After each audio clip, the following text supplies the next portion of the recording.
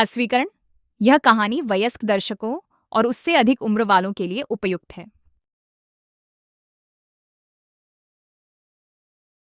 कहानी नीरू की है। पंजाब की नीरू की शादी दिल्ली के राहुल से होती है।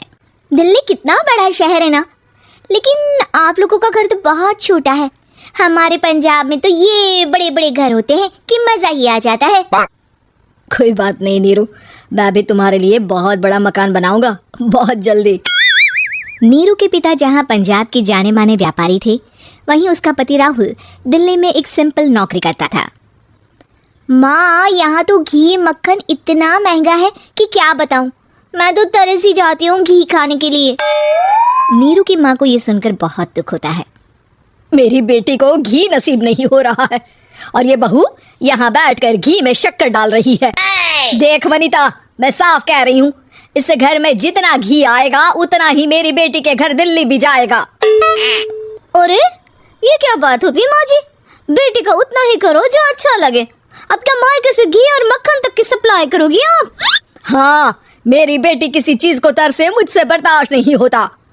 अब क्या था, नीरू के मायके में 2 किलो घी आता तो 2 किलो दिल्ली जाता नीरू के पास। एक दिन, माँ बड़ी गर्मी पड़ती है दिल्ली में। इस घर में तो एक ही एसी है और वो भी ड्राइंग रूम में। सारा परिवार एक ही कमरे में सोता है। हाँ बेटा, वो तो हर घर की कहानी है। यहाँ भी एक ही एसी है। अरे बिल इतना आता है कि क्या बोलूं। तभी वहाँ राकेश आ जाता है। माँ, थोड़ी देर में यहाँ कुछ प्लम्बर आएंगे मेरे कमरे में एसी लगाने, जरा ध्यान से लगवा देना ना माँ। ओए, ऐसे कैसे तेरे कमरे में एसी लगेगा? हाँ राकेश, एक बार बात तो कर लेता। अरे पापा, वो वनिता को गर्मी में नींद नहीं आती। ड्राइंग रूम में सबके साथ सोने में वो अनकंफर्टेबल है, इसलिए। अरे पूरे परिवार के साथ वहाँ तेरी बहन नीरू भी तो सोती है।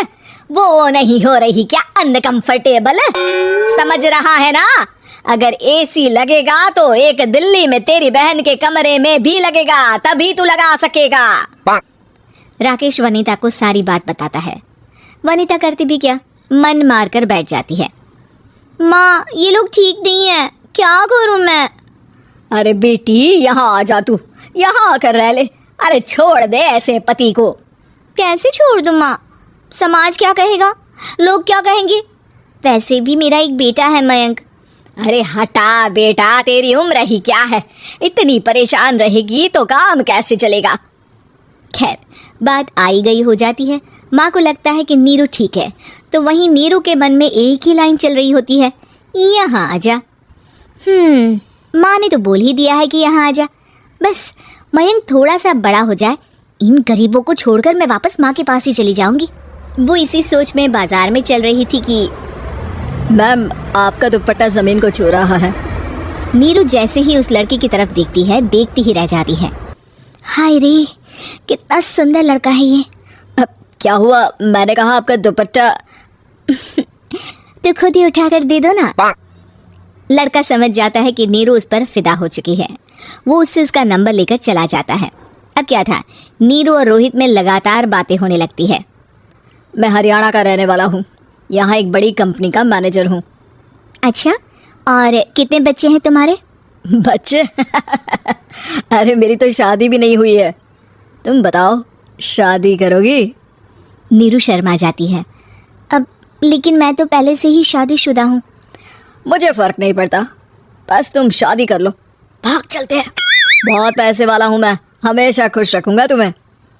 नीरू रोहित से मिलकर सारा प्लान बना लेती है और फिर एक दिन घर से भाग जाती है। दोनों शादी कर लेते हैं। शादी के बाद, क्या बात है नीरू, तुम्हें परेशान सा देखता हूँ, सब ठीक तो है ना? हाँ, सब ठीक है।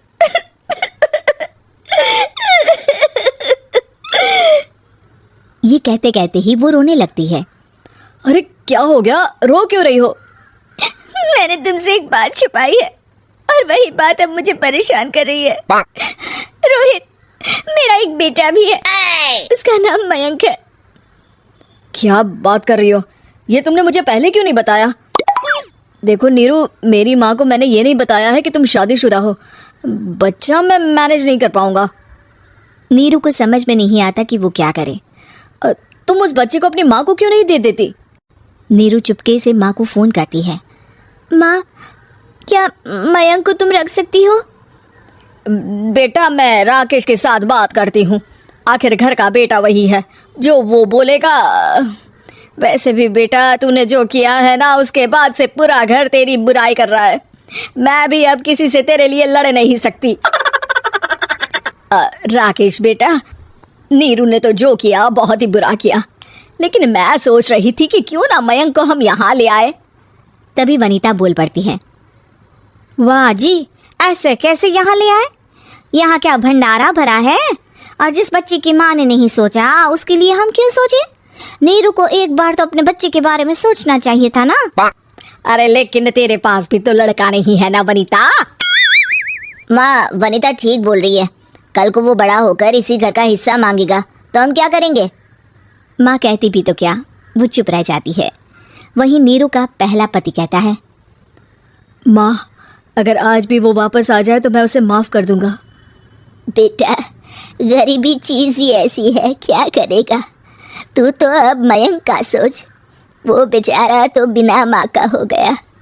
मयंक के खातिर तू दूसरी शादी कर ले बेटा। लोगों के लाख समझाने के बाद नीरू के पहले पति की शादी रिद्धि से हो जाती है, जिसके पहले पति से 2 बच्चे होते हैं। देखो जी, मैंने शादी सिर्फ बच्चे के खातिर की है।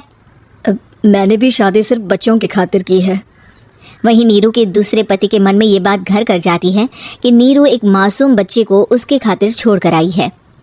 अब देखो नीरू, मुझे लगता है कि जो औरत अपनी कोख का बच्चा छोड़ सकती है, वो तो कुछ भी कर सकती है। कल को तुम्हें मुझसे अच्छा कोई मिल गया तो तुम तो मुझे भी बाय बाय कर दोगी ना। नीरू को अब उसका दूसरा पति ताने देना शुरू कर देता है। तंग आकर नीरू उसके यहाँ से भागकर अपने पहले पति के पास चली जाती है। लेकिन ससुराल में क्या लेने आई है नीरू, मयंक को? नहीं सासू माँ, मुझसे गलती हो गई, मुझे माफ कर दीजिए। नीरू, अब वक्त खत्म हो गया है, मेरी शादी हो चुकी है। तो छोड़ दो ना उसे, हमारा बच्चा है। मैं आपको अपनी माँ नहीं मानता, मेरी नहीं मान तो बात अच्छी है। नीरू मयंक की बात सुनकर समझ जाती है कि उसके पास अब ना आसमान रहा ना ही जमीन।